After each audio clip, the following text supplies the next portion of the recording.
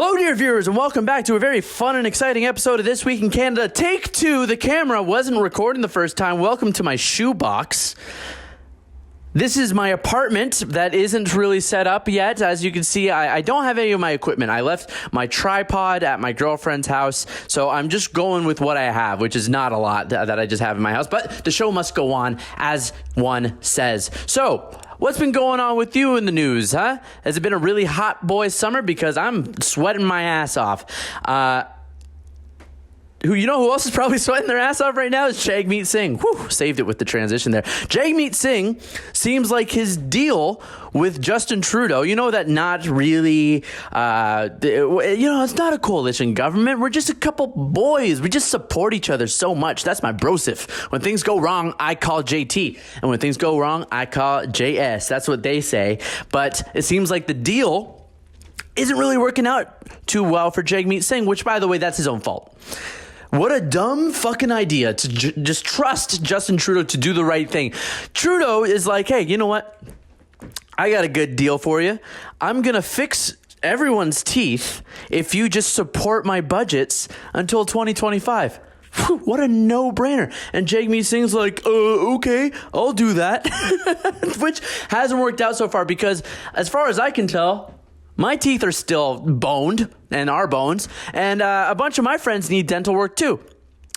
So what's going on with that? Well, apparently the goalposts have changed, which is bad. Because even in football, or any sport really, goalposts don't change. In football, they stay fixed the entire time. I don't know what other sport has goalposts. Australian rules football. So the goalposts have changed for Jagmeet Singh, according to this Toronto Star article that we can put up on the screen here, that says that dental is now trying to be achieved as the centerpiece of this confidence agreement is low-income children dentistry for low-income children, which, I don't know, I thought was already covered by the Tooth Fairy. Shit, that would have been a good joke for the end.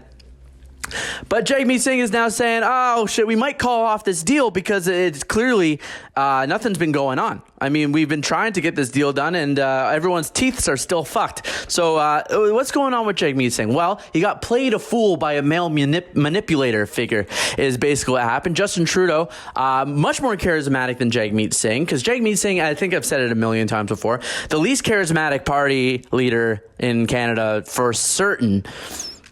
I mean, let's do a little run through. Why don't we? Justin Trudeau, certainly more charismatic than Jagmeet Singh. You may not like him. You may not like how he talks. You might think he's stupid. But say if you didn't know he was prime minister and you waltzed into a party and you talked to him for a bit, and it's not even that he was. Let's say this is a different universe where he's just a teacher and he's not Justin Trudeau. He's his name's Bill McGregor Feinberg.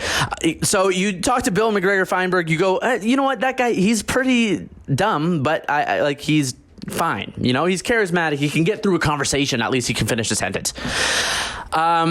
Pierre Poilievre, who, let's cut the shit, is the leader of the Conservative Party. Definitely more charismatic. He has a way with words. I don't know if I'd say that, but he certainly can talk to you and convince you of something. Like, he can convince people to vote for him.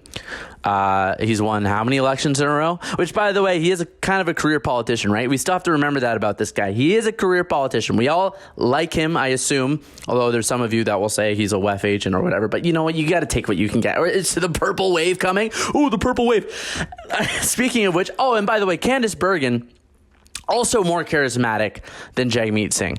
Maxime Bernier, definitely more charismatic than Jagmeet Singh. Elizabeth May, is she leader again? She wants to be leader again. I think it's the them is the leader of the Green Party right now. The trans doctor. Okay. Is there any other parties? The Christian Heritage Party? I would put my life that the leader of the Christian Heritage Party is more charismatic than Jagmeet Singh. So that leaves poor old Jagmeet Singh. Oh, and Yves-François Blanchet, who is more charismatic, certainly, than Jagmeet. I remember during the leadership election, the federal election, where the leader of a separatist party that speaks a different language than the rest of Canada comes out and is just like, I don't even really want to be here, but I'm glad for the invite. No, I don't want to be Prime Minister of Canada. That's the sort of stuff that is for loser. Okay, thanks. Why are you here? Why are you in the debate? How is it possible that that party was ever the opposition to Canada? I'm certain some of you were alive for that. So how is this going to work out? I'd imagine that now that we are being gaslit into believing that low-income children dentistry is the focus of the deal, that the Trudeau government will figure out some way to give poor kids better teeth. And then that will keep the government afloat till 2025. What year is it? That's still 3 years away. Over 3 years away, because it's going to be in October, right? Lord help us. Unless he calls a snap election, which there is some speculation of, but I don't want to linger on that too much. But anyway, the next Prime Minister of Canada is going to have a lot of work to do. Because according to this article, which we're putting up on the screen right now, Canada is the worst in a lot of things, and a lot of bad stuff too, right? It's things that make you go, oh, damn, that seems like a serious quality of life issue. It would be totally different if it was like, oh, you know what Canada has the worst of? Like waffles. They have the worst waffles in the world. Oh, damn. Well, I guess I got to live with that. Or, oh, they have the worst, even like something that was like, oh, they have the worst beer in the world, which I personally, like, our beer is bad. If you're lying to me, okay, if you think Sleeman, Labatt Blue, Pilsner is okay, Molson Canadian, Molson 50, OV is okay too if you're from my Southern Ontario boys out there. But overall, piss. But you can still live with that. You can still be like, okay, Canada has the worst beer in the world, loop-de-doo, whatever. But no, it's nothing like that. It's actually pretty consequential things. Like what, you may ask? I don't know, housing? Turns out housing in Canada is one of the worst in the world. We have two of the most bubbly markets, which is a hilarious official term. We have two of the most bubbly markets in the world in the form of Toronto and Vancouver. And by the way, it's getting pretty fucking bad everywhere else too, except for Calgary, if you want to live like in between a mountain, which is fine if you do.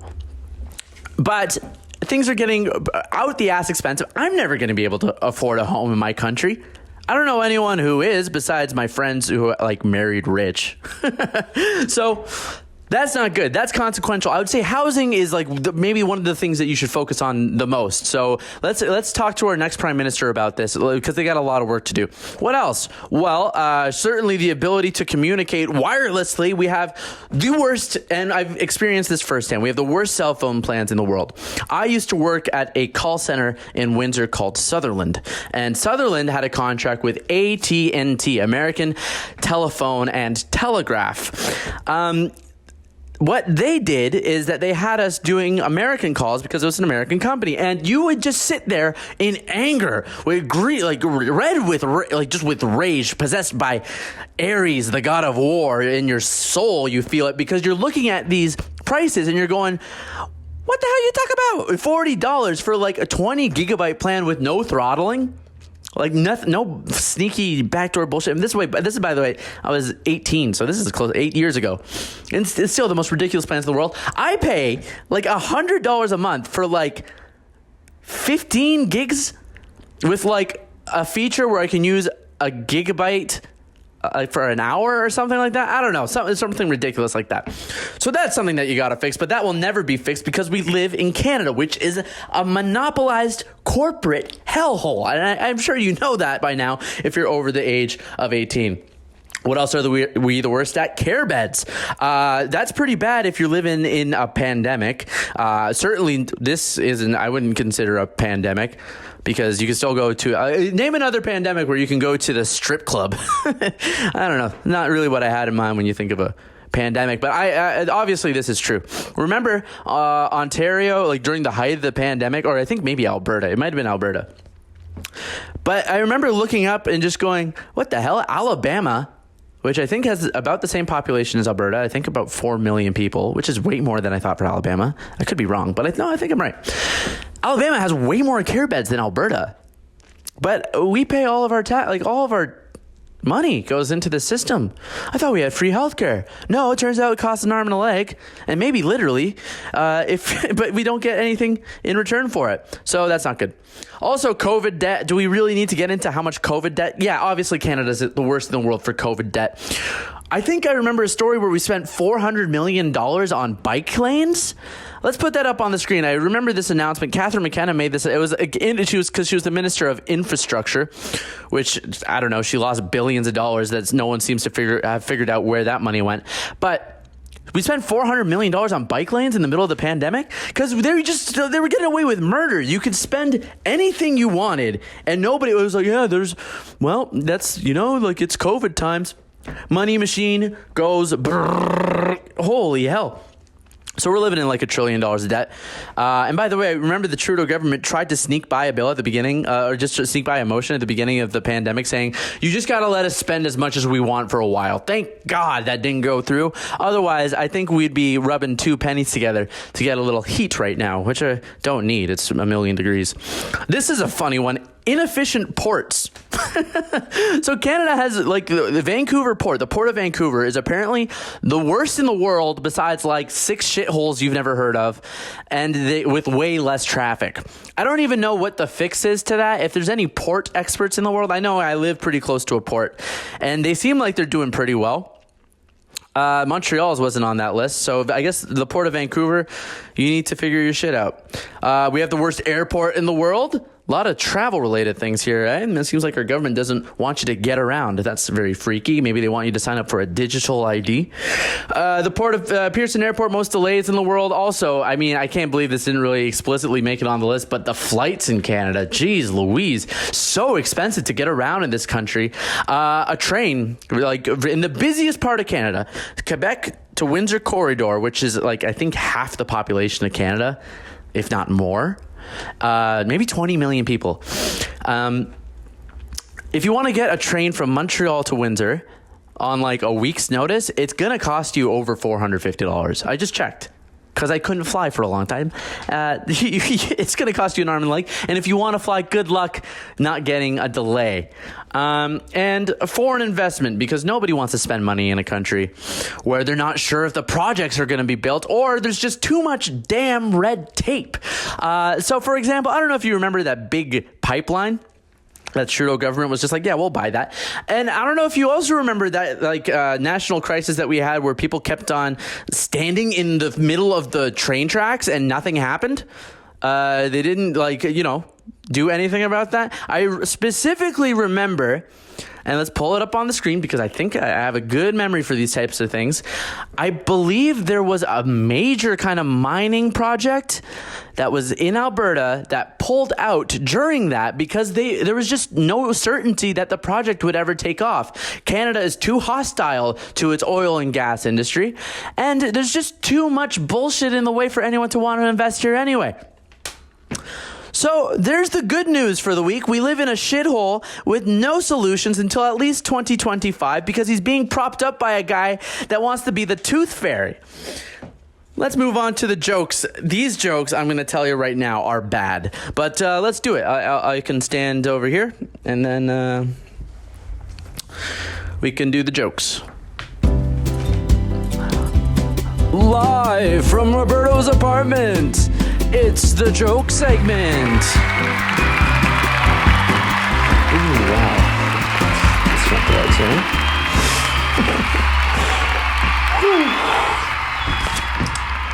Thank you so much for your attention. This has been such a lovely episode so far.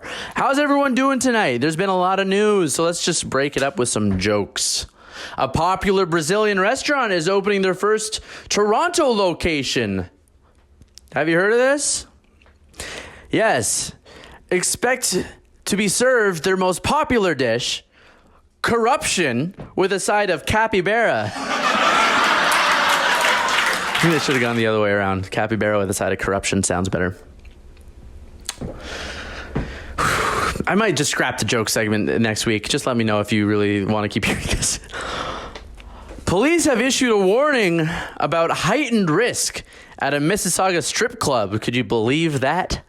Heightened risk at a Mississauga strip club because of over 24 incidences of shootings, robberies, and stabbings. Also included on the list, the all-you-can-eat buffet. I bet you thought that was going to be a dirty joke.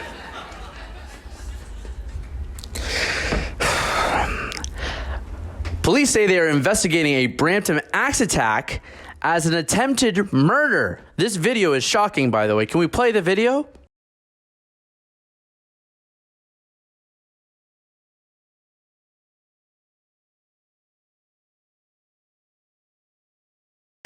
Yes, police say the incident is being investigated as an attempted murder. Gee, what gave it away? Was it the axe? I can't believe I had to look at my paper for that punchline. Okay, well, thank you very much for joining me on the worst episode of This Week in Canada yet. I love you very much. Thanks again. Bye-bye. It's coming from the health sector. Holy Christ. I just swallowed a bee. Holy Christ. I knew that little bugger. I'm good. He's down here buzzing around right now.